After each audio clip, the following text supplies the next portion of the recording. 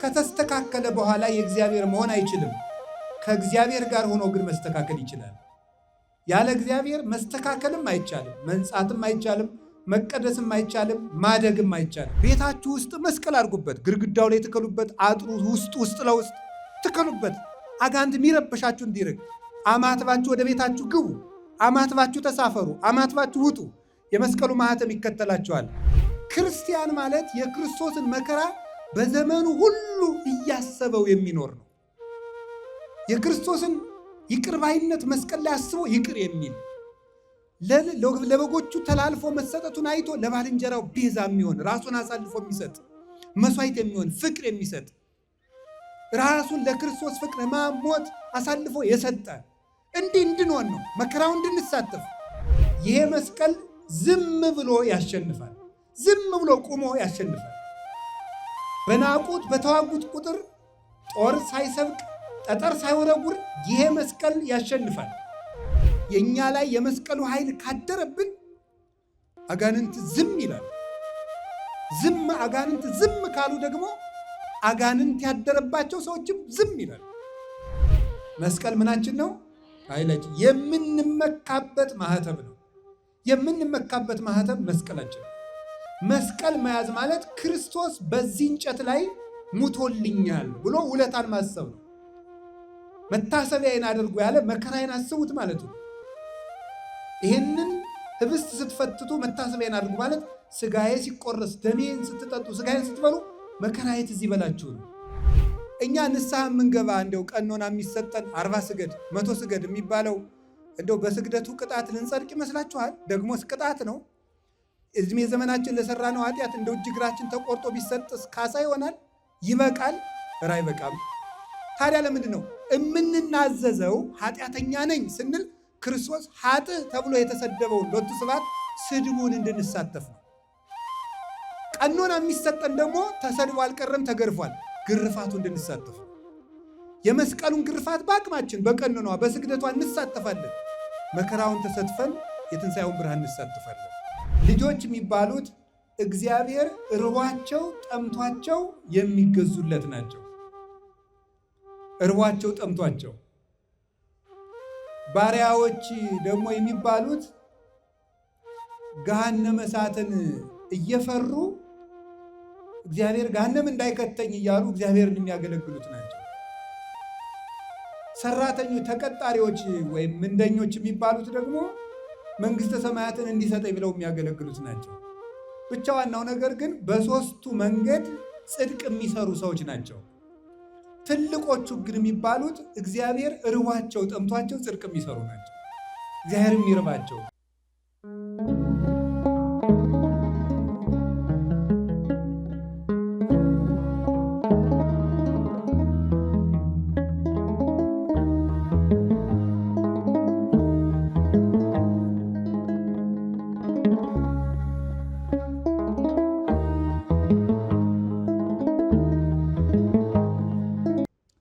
ሀበይት ረአስ መስቀል ህየ መዊ፣ መስቀል በተተከለበት ኃይል አለ፣ ድል መንሳት አለ። ሁላችሁ አንድ ጊዜ መስቀል በተተከለበት ኃይል አለ በሉ እስኪ ድገሙ። መስቀል በተተከለበት ኃይል አለ። 3 ጊዜ በሉ። መስቀል በተተከለበት ኃይል አለ። በዚህ ኃይለ ቃል ነው የምንማማረው። አማርኛው ሲተረጎም ዘይቤውን ተከትሎ ሲተረጎም ድል መንሳት አለ ነው የሚለው። ኃይል ብዬ የተረጎምኩት መገለጫው ነው ድል መንሳት እና ለዚያ ነው ተረፈ ቄርሎስ የሚባል መጽሐፍ ምዕራፍ 11 ቁጥር 5 ላይ የምናገኘው ኃይለ ቃል ነው። ፈርሞን የሚባል ሀገር ሊቀ ጳጳስ የሚሆን አንድ ሊቀ ጳጳስ የተናገረው ትምህርት ነው። ይህ ሰው ወይም ይህ የቤተ ክርስቲያን ሊቅ ከ200 ሊቃውንት አባቶቻችን ሊቃነ ጳጳሳት አንዱ ነው።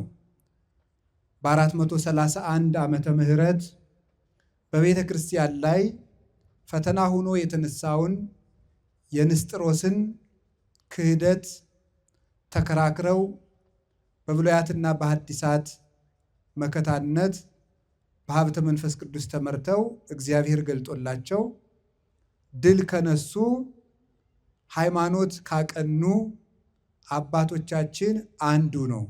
በዚያ ጊዜ ተገኝተው ሰኔ 21 ቀን ተከራክረው ረተው የቀኑ አቆጣጠር በምስራቃውያን እና በእኛ ወደ ኋላ ወደፊት ይላል። ተሰብስበው ረተው የተመለሱ አባቶችን ጽሑፍ ቅዱስ ቄርሎስ ከራሱ ድርሰት ጋር አንድ አድርጎ ሰብስቦ አስተጋባይ ሆኖ አዘጋጅቶታል እና ይህ ተረፈ ቄርሎስ ይባላል እና በዚህ መጽሐፍ የፈርዖን ሊቀ ጳጳስ የሆነው አባት ሲናገር ሞኦ አማሌቅ እስራኤል ለአማሌቅ ይላል። ሞኦ እስራኤል ለአማሌቅ፣ እስራኤል አማሌቅን ድል ነሱ፣ አቸነፏቸው ይላል። እነሱ ንስጥሮስን ለምን ድል እንደነሱትና ተከራክረው እንደረቱት እንደምታውቁት በዓለመ መላእክት ትልቁ ዘንዶ መላእክትን አውኳቸው ነበረ። የዚያን ጊዜ በቅዱስ ገብርኤል በቅዱስ ሚካኤል መሪነት ሊቃነ መላእክት እየመሩ በምስጋናቸው በኃይለ እግዚአብሔር ዘንዶውን ተዋግተው ጥለውታል ይላል። ሁለተኛ ግን ዲያብሎስን ተካክሎ የተነሳ ትልቁ ንስጥሮስ ስለሆነ በዚህ ምክንያት ንስጥሮስ ሐዲስ ከይሲ ይባላል።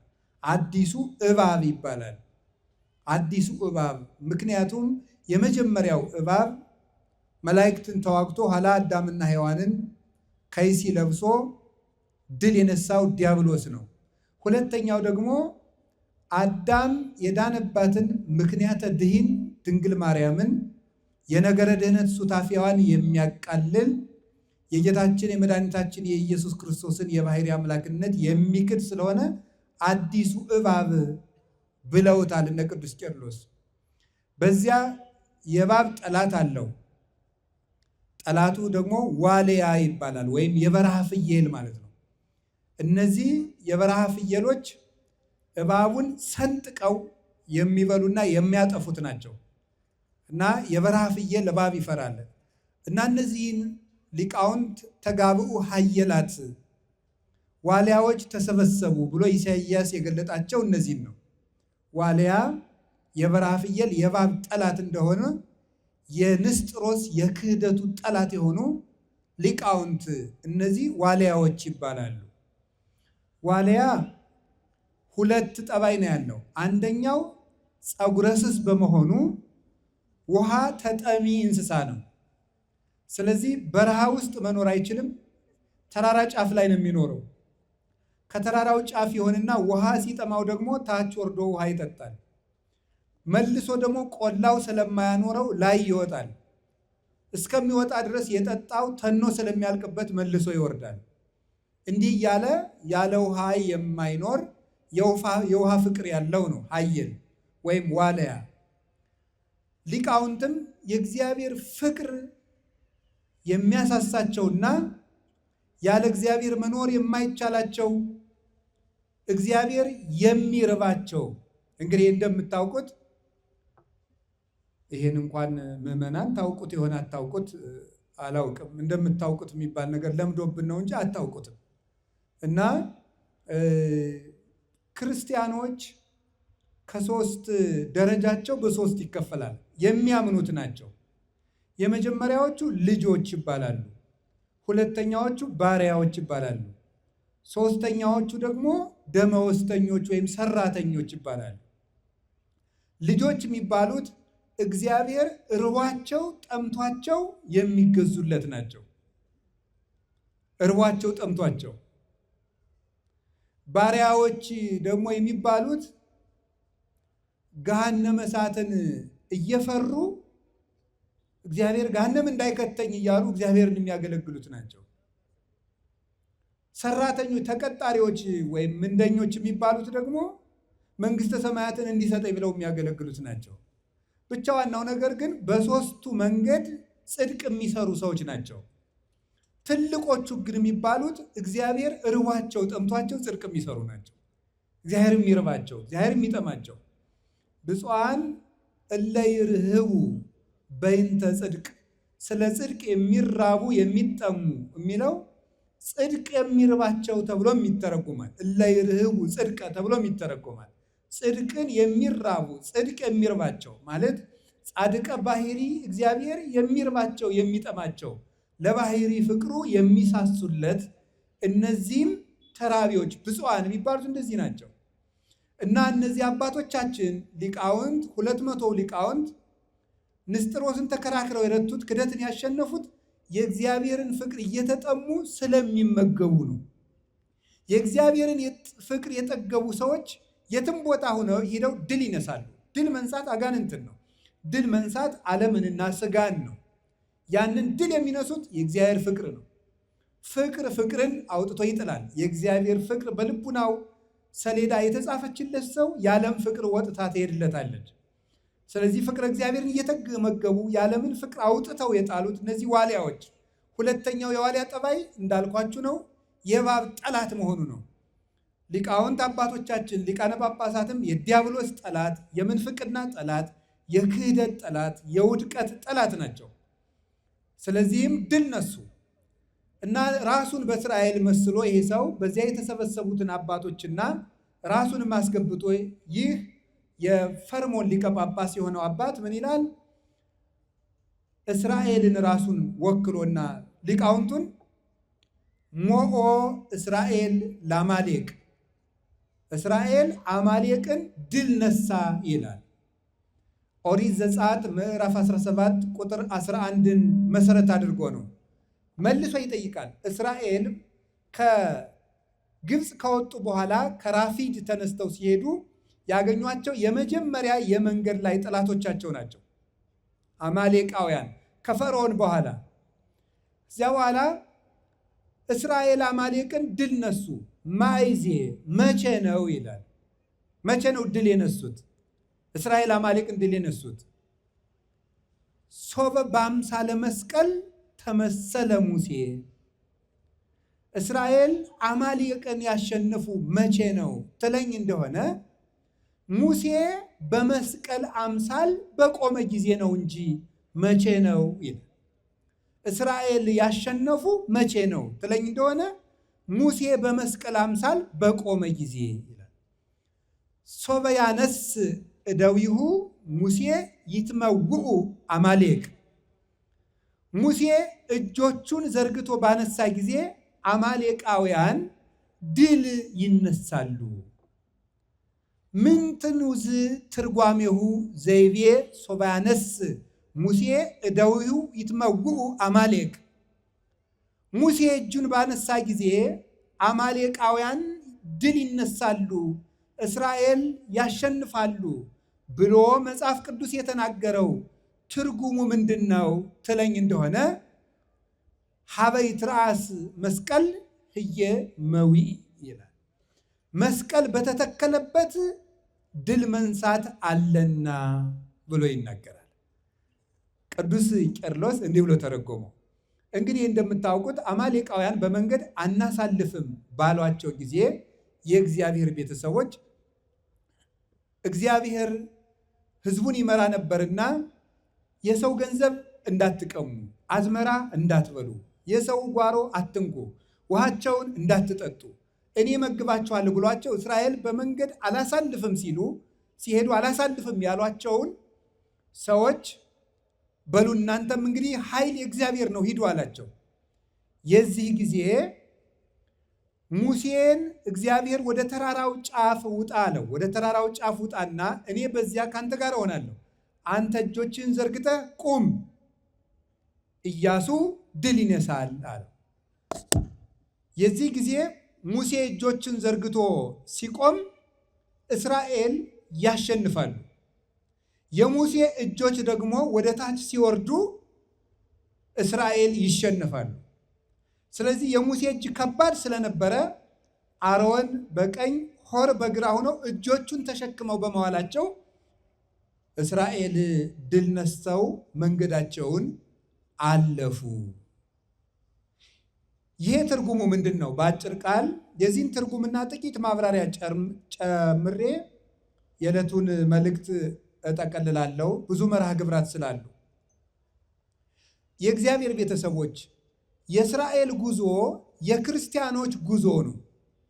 እስራኤል ከግብፅ መውጣታቸው እኛ ከዲያብሎስ አገዛዝ፣ ከሲኦል፣ ከድንቁርና፣ ከክህደት፣ ከውድቀት መውጣታችን ነው።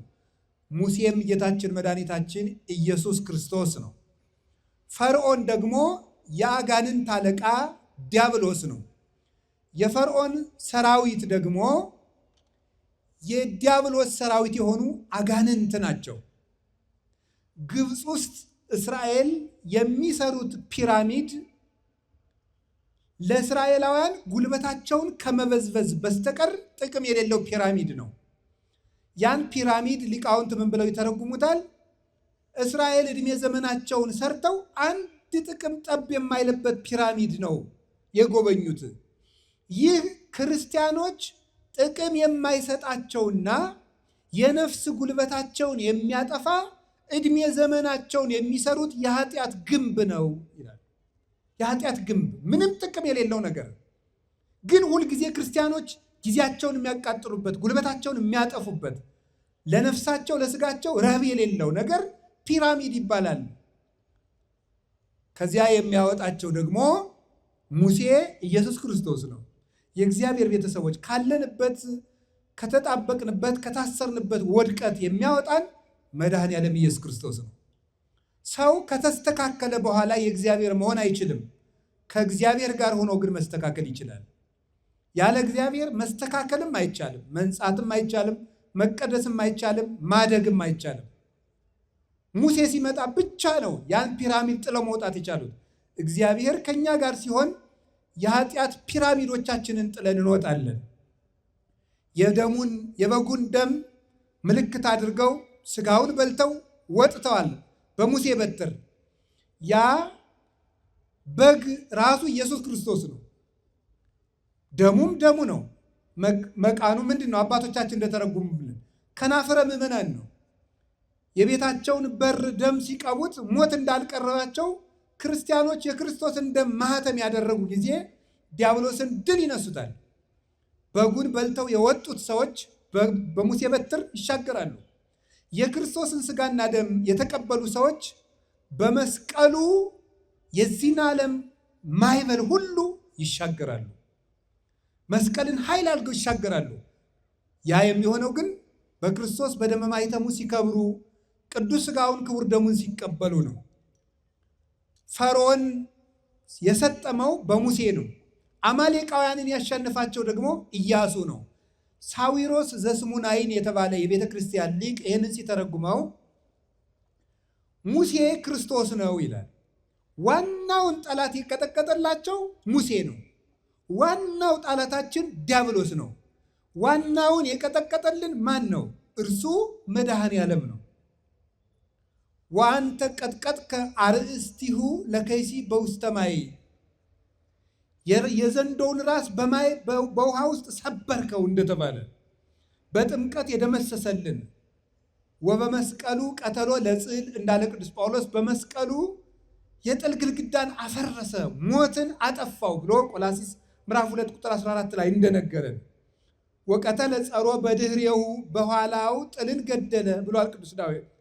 ኋላ ያለው ከኋላው ባለ መስቀል ዲያብሎስን ድል ነሳው ማለቱ ነው። ስለዚህ በመስቀሉ ጥልን ደምስሶ ቀጥቅጦ ዋናውን ጠላታችንን ያፈረሰልን መድኃኔ ዓለም ነው።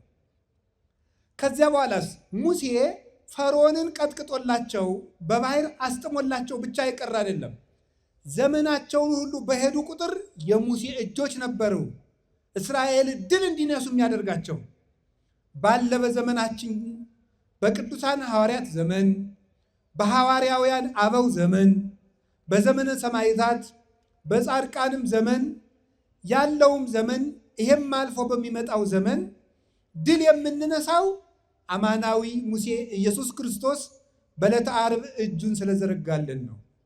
እነዚያ የተዘረጉ እጆች ናቸው ለሰማዕታት ኃይል ያስታጠቋቸው፣ ለመነኮሳት በበረሃ ኃይል ያስታጠቋቸው፣ ለሊቃውንት ተከራክሮ መርታትን የሰጧቸው እነዚያ የመድኃኔ ዓለም ኢየሱስ ክርስቶስ እጆች ናቸው። የክርስቶስ እጆች የሙሴ እጅ የተዘረጋባቸው ድንጋዮች መስቀል ነው። የሙሴን እጅ ደግፎ የያዘው ድንጋይ መስቀል ነው። የክርስቶስ እጅ ያረፈበት ይሄ መስቀል ሙሴ እጁን ድንጋዩ ላይ አሳርፎ በዘረጋው ጊዜ የእስራኤል ጠላት ድል ይነሱ እንደነበረ መድኃኔ ዓለም እጁን ዘርግቶ በመሰቀሉ ምክንያት የእኛ ጠላት የሆነው ዲያብሎስና ሰራዊቱ አጋንንት ኢኮነ ቀትልነ ምስለ ሥጋ ወደም፣ የእኛ ውጊያችን ከሥጋና ደም ጋር አይደለም፣ ከመኳን የጨለማውን ዓለም ከሚገዙት ከመኳንንተ ጽልመት ጋር ነው ብሎ ቅዱስ ጳውሎስ እንደተናገረ ንስኡ ሰይፈ ዘመንፈስ ቅዱስ፣ የምንታጠቀው ሰይፍም የእግዚአብሔር ቃል ነው። ጋሻችን እና ኃይላችን መስቀል ነው።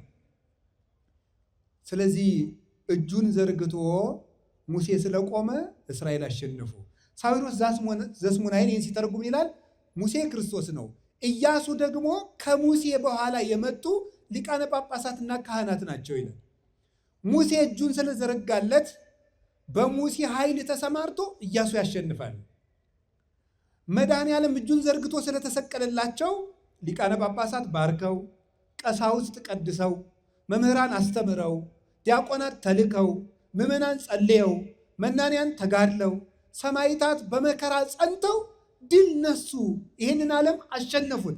እንዴት? ሙሴ እጁን ስለዘረጋ። ከሙሴ እጅ መጽር የኃይላችን ምንጭ ያ የተዘረጋ እጅ ነው። የክርስቲያኖች የኃይላችን ምንጭ እነዚያ በዕለተ ዓርብ ተዘርግተው የዋሉ የመድኃኔ ዓለም እጆች ናቸው። ታስታውላላችሁ የእግዚአብሔር ቤተሰቦች፣ መድኃኒታችን ኢየሱስ ክርስቶስ በዚህ ዓለም ያሰማራቸው 12 ደቀ መዛሙርት ብቻ ናቸው። 12 ደቀ መዛሙርት በዓለም ያሉ ነገሥታትን አፍ ዘግተው ማሳመን እንዴት ነው የቻሉት? የግሪክ ፈላስፎችን አፍ መዝጋትና ተከራክረው መርታት የቻሉት ለምንድን ነው ሲባል ከክርስቶስ እጅ መዘርጋት ኃይል ወጥቶ ደቀ መዛሙርቱን ይከተላቸው ስለነበረ ነው። በእውቀት ጊዜ ተከራክሮ በመርታት በመከራ ጊዜ መከራውን ጸንቶ በመቀበል ድል የነሱት የትንሣኤው ኃይል ይከተላቸው ስለነበረ ነው። ምንድን ያለ ቅዱስ ጳውሎስ ወረሰይክዎ ለኩሉ ከመ እዳው ከመ ርበሆ ለክርስቶስ ወአእምር ኃይለ ትንሣኤሁ ለእግዚእየ፣ የጌታዬን ኢየሱስ ክርስቶስን የትንሣኤውን ኃይል አውቅ ዘንድ በመከራው ልመስለው ወዳለሁ። ይህንን ዓለም ሹመቱን ሽልማቱን እንደ ጉድፍ እቆጥረዋለሁ። ምን ታተርፋለህ ትሉኝ እንደሆነ ክርስቶስን ትርፍ አድርጋለሁ ብሎ ነበር የተናገረ። የጌታዬን ኢየሱስ ክርስቶስን የትንሣኤውን ኃይል አውቅ ዘንድ እግዚአብሔር ያሳያችሁ። 12 ገበሬዎች ዙረው ሰብከው ዓለምን እንዴት አሸነፉት? ሰይፍ አልታጠቁ፣ ሰራዊት አላስታጠቁ።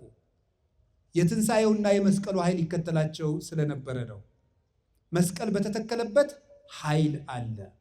ስለዚህ በኋላ ኢያሱ እየተከተለ በሙሴ ኃይል እስራኤልን ድል ነስቶ ዮርዳኖስን አሻግሮ አወረሳቸው። ክርስቶስ በዕለተ ዓርብ ባቀረበው መስዋዕትነትና እጁን ዘርግቶ በመዋሉ ጳጳሳት፣ ሊቃነ ጳጳሳት፣ ካህናት፣ ዲያቆናት፣ ቀሳውስት እነሱ ተልከው ዲያብሎስን ድል ነስተው በክርስቶስ ኃይል ምዕመናንን መንግሥተ ሰማያትን ያወርሳሉ። በመስቀሉ ኃይል አጋንንትን አሸንፈው እኛም በመስቀሉ ድል ነስተን መንግሥቱን ለመውረስ ያብቃል። መስቀል ኃይላችን ነው። በሉ እስኪ ሁላችሁ በሉ፣ ድገሙ እንጂ። መስቀል ምናችን ነው? ኃይላችን። የምንመካበት ማህተብ ነው። የምንመካበት ማህተብ መስቀላችን ነው። መስቀል መያዝ ማለት ክርስቶስ በዚህ እንጨት ላይ ሙቶልኛል ብሎ ውለታን ማሰብ ነው። መታሰቢያዬን አድርጉ ያለ መከራዬን አስቡት ማለት ነው። ይህንን ህብስት ስትፈትቱ መታሰቢያዬን አድርጉ ማለት ስጋዬ ሲቆረስ ደሜን ስትጠጡ ስጋዬን ስትበሉ መከራዬ ትዝ ይበላችሁ ነው። የክርስቶስን ውለታ የምናስታውሰው ይህን መስቀል ስናይ ነው። በዚህ መስቀል ጌታዬ መስዋዕት ሆኖልኛል፣ ሙቶልኛል፣ እንደወደደኝ አውቄያለሁ ማለት ነው። በዚህ መስቀል ሞት ተሸንፈዋል ማለት ነው። ምስክርነትም ጭምር ነው። በዚህ መስቀል ዲያብሎስ ተቀጥቅጧል ማለት ነው። የክርስቶስን አሸናፊነት መመስከር ነው። መስቀል። ይሄን መስቀል መያዝ የጌታዬን የኢየሱስ ክርስቶስን መከራ እሳተፋለሁ። ዘሐመ ምስለ ክርስቶስ ይነግስ ምስለ ክርስቶስ። ከክርስቶስ ጋር የታመመ ሰው ከክርስቶስ ጋር ይነግሳል ይላል ርቱዐ ሃይማኖት የተባለ ኢትዮጵያዊ ሊቅ። ከክርስቶስ ጋር የታመመ ሰው ከክርስቶስ ጋር ይነግሳል። መከራውን ሰው እንዳቅሙ ይሳተፋል። መንኩሶ ይሳተፋል። ትዳር ይዞ ይሳተፋል። እንዳቅሙ ሰው የክርስቶስን መስቀል ይሳተፋል። ቢሮ እየሰራ ይሳተፋል። እየነገደ ይሳተፋል። እየራበው ይሳተፋል። የክርስቶስ መስቀል ባለንበት ሁሉ እንዳቅማችን እንሳተፋለን። ትንንሽ መከራዎችም ሆነ ብዙ መከራዎች ለቤተክርስቲያን የሚመጡብን ለዚያ ነው። ግን ቤተክርስቲያን ድል የምንነሳት ከመስቀሉ። መስቀሉን ጥሮ የሮጠ ሰው ድል አይነሳም። ከመስቀሉ ስር የተገኘ ሰው ግን ድል ይነሳል። ድል የነሱት መስቀል ተሸክመው ነው። ዘይጾረ መስቀለ ሞቴ ይክል ይጸመደኒ ያለም ለዚህ ነው። የደረሰችበትን መከራ ያልተሰቀቃት ሰው ብቻ ነው ድል የሚነሳው ብሏል። መስቀል በተተከለበት ኃይል አለ። በመስቀሉ ድል የነሱ እጅግ በጣም ብዙዎች ናቸው።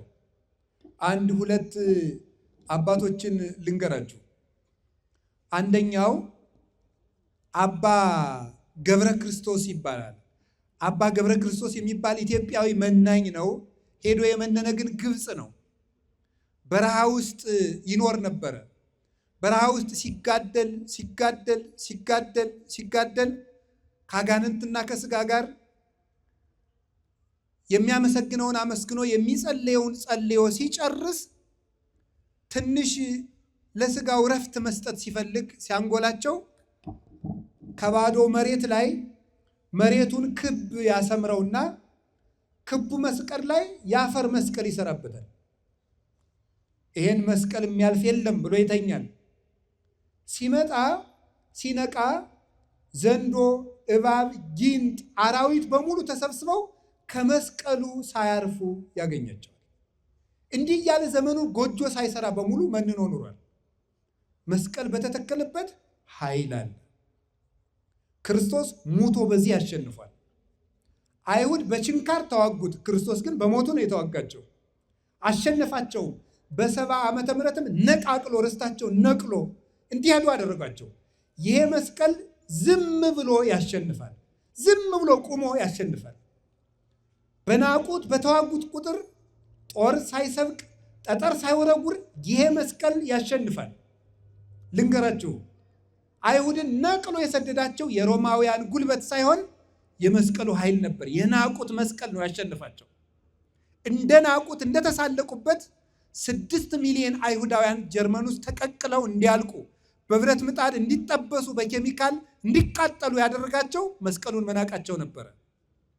ለ1800 ዓመት በላይ ተሰደው ወይ ሀገር ወይ ርስት ወይ የአብርሃም ሀገር ወይ ተራራ ወይ ወንዝ ወይ መቅደስ ወይ ርስት ሲሉ ያኖራቸው ይሄን መስቀል መናቃቸው ነበር።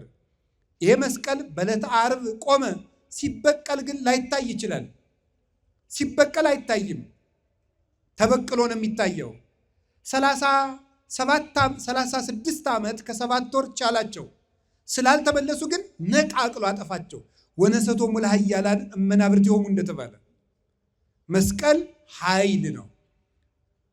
አባ ጊዮርጊስ ስለዚህ መስቀል ሲናገር ይህን መስቀል የሚለው መሰላችሁ?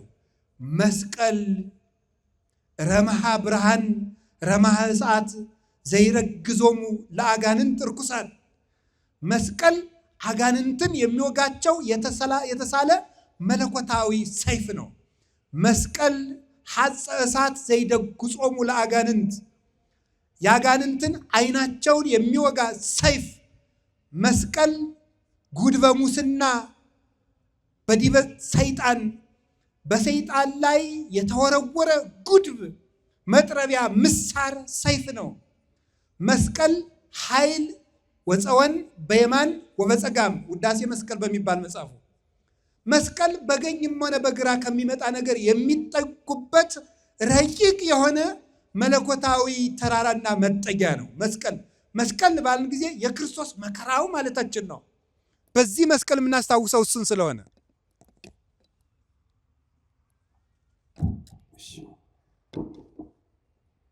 ይሄ መስቀል በተተከለበት ኃይል አለ።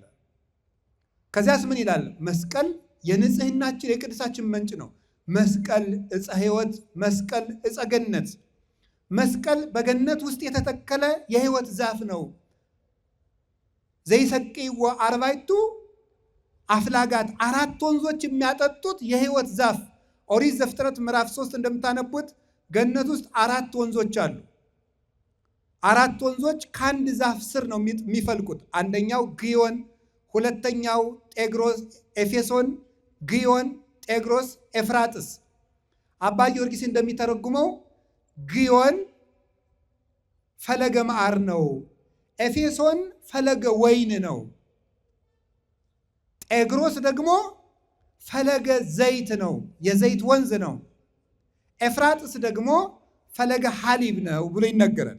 ይህ ማለት ምን ማለት ነው? አንዱ ወይን ነው፣ አንዱ ማር ነው፣ አንዱ ወተት ነው፣ አንዱ ዘይት ነው። እነዚህ ደግሞ ከአንድ እንጨት ይፈልቃሉ ይላል። ምን ማለት ነው ይላል? ይሄ እንጨት መስቀል ነው። እዚህ ላይ የሚወጡት 4 ወንዞች 4 ወንጌላውያን ናቸው። በሁለተኛ ትርጉም ግን ራሱ ኢየሱስ ክርስቶስ ነው 4ቱን ወንዝ ወክሎ መስቀሉ ላይ የፈሰሰው ይላል። ምንድን ነው? ማር ጣዕም አለው። ክርስቶስም መራራውን ዓለም ያጣፈጠ ነው። እዚያ ወተት አለ። አንድ ወንዝ ወተት ነው፣ በወተት ይመሰላል ማለቱ ነው። ክርስቶስም ነፍሳትን የሚያሳድጋቸው መለኮታዊ ምግብ ነው። መለኮት የተዋሃደው ስጋውና ደሙን ነው። አሳዳጊ ነው ክርስቶስ። ኃጥአንን ከባዶነት እስከ 10ኛው ማዕረግ የሚያሳድጋቸው፣ እሱን እስኪመስሉ ድረስ የሚያሳድጋቸው። አንደኛው ወንዝ ወይን ነው። ክርስቶስ የዓለም ሁሉ ደስታ ነው። የመላእክት ደስታቸው፣ የነቢያት ደስታቸው። ቅዱስ ጳውሎስ ተፈስሑ ዘልፈ በክርስቶስ እንዳለ ወይን ነው። ዘይት ነው ይላል።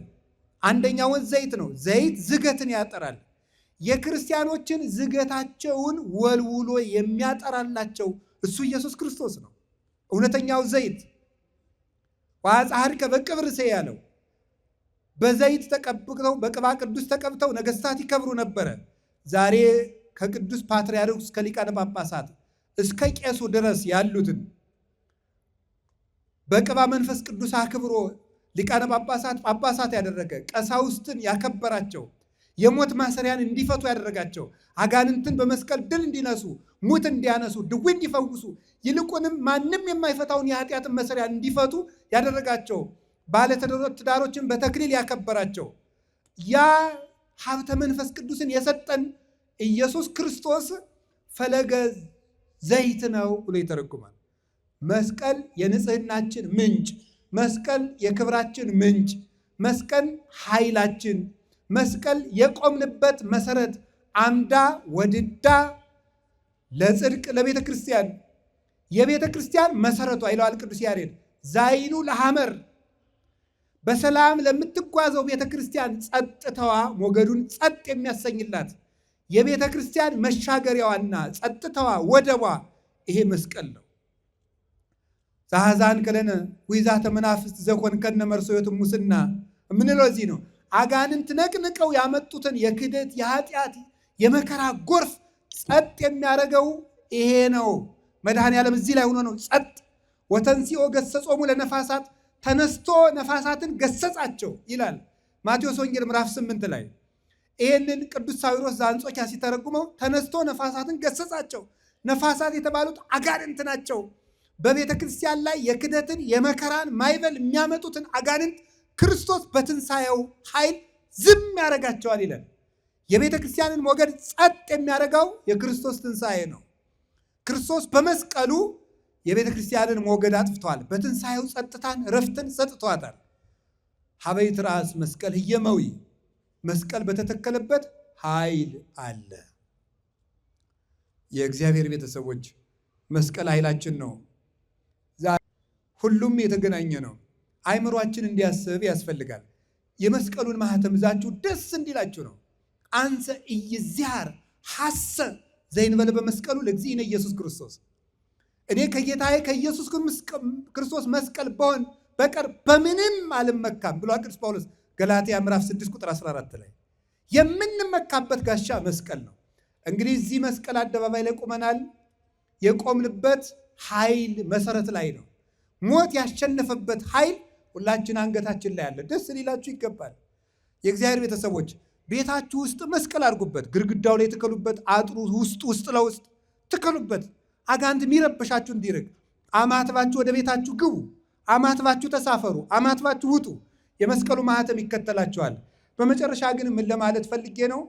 መስቀል በተተከለበት ኃይል አለ እና አሁን ከዚህ ዛሬ የተሰበሰብንበት ብፁዕ አባታችን አቡነ አብርሃም የጽርሐ ጽዮን ቤተክርስቲያን ዝም ብሎ ቤተክርስቲያኑ ብቻ ሳይሆን በውስጡ በርካታ ፕሮጀክቶች አሉት። ከነዚያ ፕሮጀክቶች አንዱ የመስቀል ፕሮጀክት አለው። 9 የሚሆኑ ፕሮጀክቶች አሉ። ካልተሳሳትኩ በኋላ እታረማለሁ። ወደ 9 ፕሮጀክቶች አሉት የጽርሐ ጽዮን ፕሮጀክት። እዚያ ውስጥ አንዱ መስቀል አለው። ተራራው ላይ መስቀል መትከል ፕሮጀክት አለው። ትልቅ መስቀል። እዚያ መስቀል ለምንድን ነው ለምንድን ነው የሚተከልልን? መስቀል በተተከለበት መልሱ እንጂ ተናገሩ እንጂ ኃይል ባለበት ምን አለ? ድል መንሳት አለ። ማን ነው የምናሸንፈው? ዲያብሎስን። ዲያብሎስ ከተሸነፈ ደግሞ ሰውም ይሸነፋል። የእኛ ላይ የመስቀሉ ኃይል ካደረብን አጋንንት ዝም ይላሉ። አጋንንት ዝም ካሉ ደግሞ አጋንንት ያደረባቸው ሰዎችም ዝም ይላሉ። የክርስቶስ ብርሃን ይገለጽበታል። አጋንንት ድል ነሳለን። እዚያ ጉዞ እንደሚደረግ ለእኔም ነግረውኛል ብፁዕ አባታችን። ሰው መስቀል ተሸክሞ ሁሉ እንዲጓዝ ወደዚያ የጌታውን መከራ እያስታወሰ። ከዚህ በላይም ክርስትና የለም። ጌታችን መድኃኒታችን ኢየሱስ ክርስቶስ ምንድን ነው ያለ? ከዚህ በላይ ክርስትና የለም ማለት መስቀሉን እንደማሰብ ያለ የክርስቶስ መከራው በዓይናችሁ እስኪሳል ድረስ አስተምሬያችሁ ነበር ነው ያለ ቅዱስ ጳውሎስ። ክርስቲያን ማለት የክርስቶስን መከራ በዘመኑ ሁሉ እያሰበው የሚኖር ነው። የክርስቶስን ይቅር ባይነት መስቀል ላይ አስቦ ይቅር የሚል ለበጎቹ ተላልፎ መሰጠቱን አይቶ ለባልንጀራው ቤዛ የሚሆን ራሱን አሳልፎ የሚሰጥ መስዋዕት የሚሆን ፍቅር የሚሰጥ ራሱን ለክርስቶስ ፍቅር ሞት አሳልፎ የሰጠ እንዲህ እንድንሆን ነው፣ መከራው እንድንሳተፍ። ታውቃላችሁ የእግዚአብሔር ቤተሰቦች እኛ ንስሐ የምንገባ እንደው ቀኖና የሚሰጠን 40 ስገድ 100 ስገድ የሚባለው እንደው በስግደቱ ቅጣት ልንጸድቅ ይመስላችኋል? ደግሞስ ቅጣት ነው። እድሜ ዘመናችን ለሰራነው ኃጢአት እንደው እጅ እግራችን ተቆርጦ ቢሰጥስ ካሳ ይሆናል? ይበቃል? ኧረ አይበቃም። ታዲያ ለምንድን ነው የምንናዘዘው? ኃጢአተኛ ነኝ ስንል ክርስቶስ ኃጥእ ተብሎ የተሰደበውን ሎቱ ስብሐት ስድቡን እንድንሳተፍ ነው። ቀኖና የሚሰጠን ደግሞ ተሰድቦ አልቀረም፣ ተገርፏል። ግርፋቱ እንድንሳተፍ ነው። የመስቀሉን ግርፋት በአቅማችን በቀኖኗ በስግደቷ እንሳተፋለን። መከራውን ተሰትፈን የትንሣኤውን ብርሃን እንሳተፋለን። ሀበ ይትረአስ መስቀል እየመዊ መስቀሉ ባለበት ኃይለ እግዚአብሔር ለሁላችን ይድረሰን። ወስብሐት ለእግዚአብሔር። ይቆየን።